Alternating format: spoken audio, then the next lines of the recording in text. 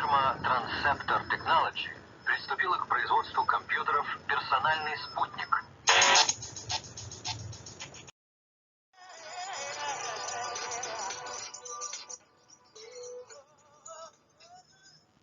Of course, we are still dealing with the earlier situation or the ongoing situation that we've been dealing with for the last couple of years, and now we are presented with yet another situation very similar in terms of its presentation to the public.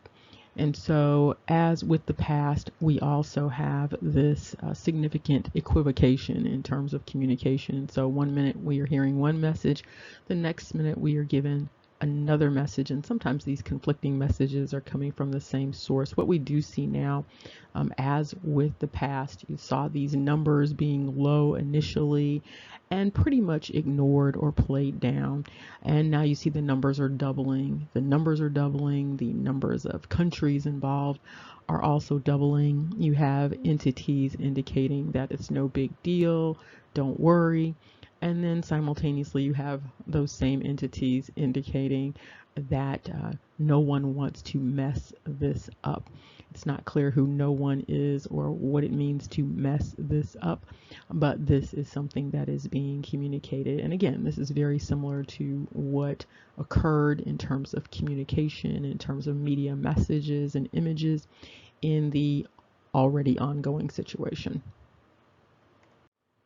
And what we do know about human behavior is the best predictor of future behavior is past behavior. Now, of course, what is missing from the communications is clarity. And so you don't have clarity about exactly what is going on. There's quite a bit of smoke along with quite a few mirrors. And so it's very difficult to really understand exactly what is going on in terms of the narrative. But what you do know is that the narrative changes, and it will change. It will continue to change from day to day. And again, you will be getting these conflicting messages from sometimes the same source.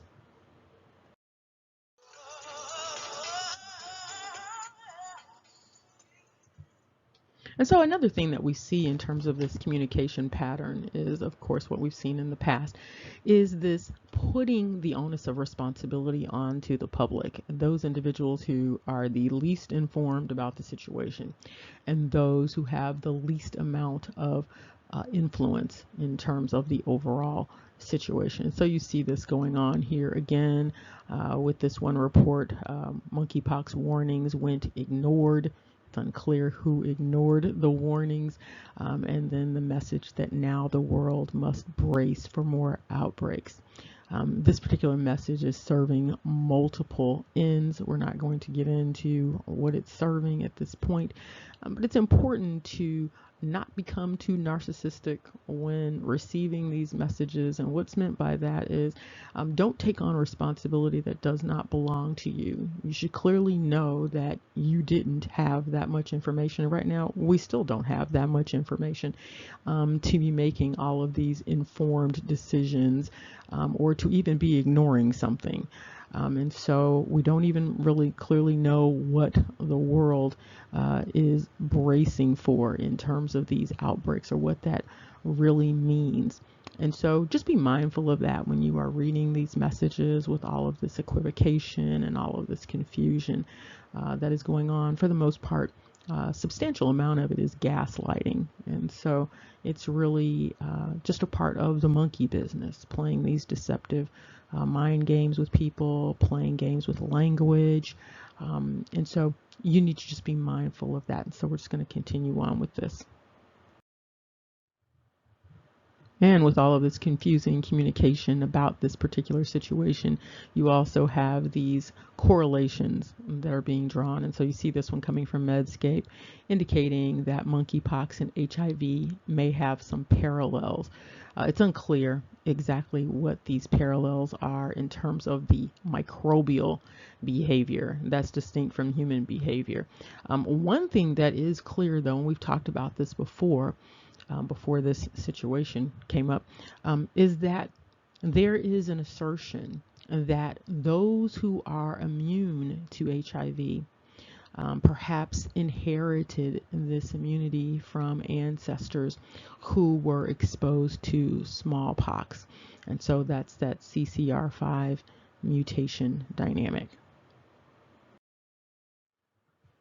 And here you see more sensationalized news reporting related to the health situation. And then you even see individuals being objectified by being referred to as cases. And so these are individuals who are apparently infected with this particular microbe. And people need to be understood that way. And so calling people cases is not particularly helpful in terms of understanding what is going on in terms of a human perspective.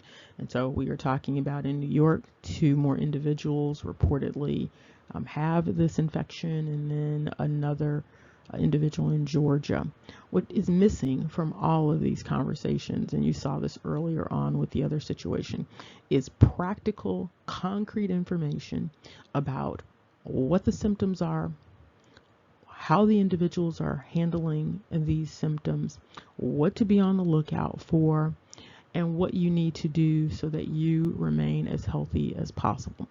And so that's the important information that's really missing from a number of these dynamics. And so you don't even have clear information about what the diagnostic criteria happens to be.